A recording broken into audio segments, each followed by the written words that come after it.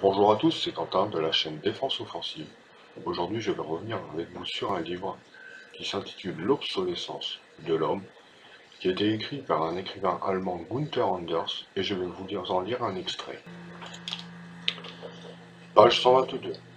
Pour étouffer par avance toute révolte, il ne faut pas s'y prendre de manière violente. Les méthodes du genre de celles d'Hitler sont dépassées. Il suffit de créer un conditionnement collectif si puissant que l'idée même de révolte ne viendra même plus à l'esprit des hommes. L'idée serait de formater les individus dès la naissance, en limitant leurs aptitudes biologiques innées. Ensuite, on poursuivrait le conditionnement en réduisant de manière drastique l'éducation pour la ramener à une forme d'insertion professionnelle.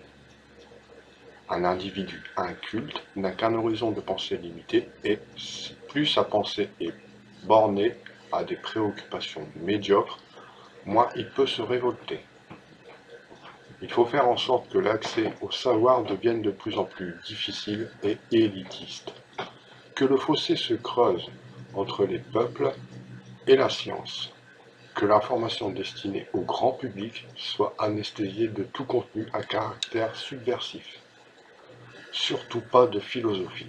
Là encore, il faut user de persuasion et non de violence directe.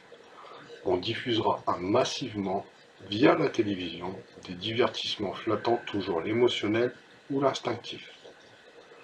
On occupera les esprits avec ce qui est futile et ludique.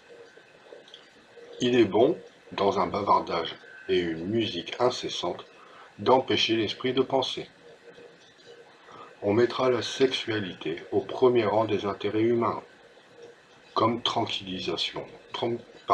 comme tranquillisant social, il n'y a rien de mieux.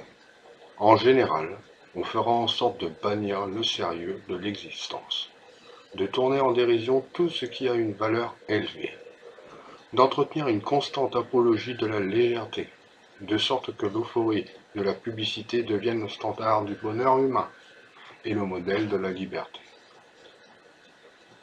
Le conditionnement produira ainsi de lui-même une telle intégration que la seule peur qu'il faudra entretenir sera celle d'être exclu du système, et donc de ne plus pouvoir accéder aux conditions nécessaires au bonheur.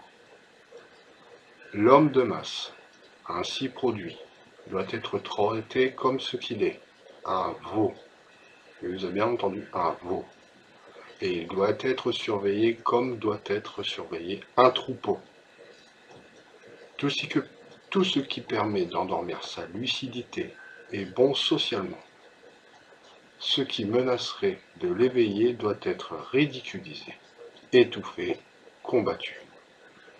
Toute doctrine mettant en cause le système doit d'abord être désignée comme subversive et terroriste, et ceux qui la soutiennent devront ensuite être traités comme tels.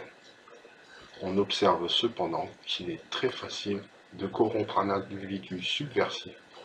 Il suffit de lui proposer de l'argent et du pouvoir. Voilà, je pense que tout est dit. Merci de votre écoute. À la prochaine.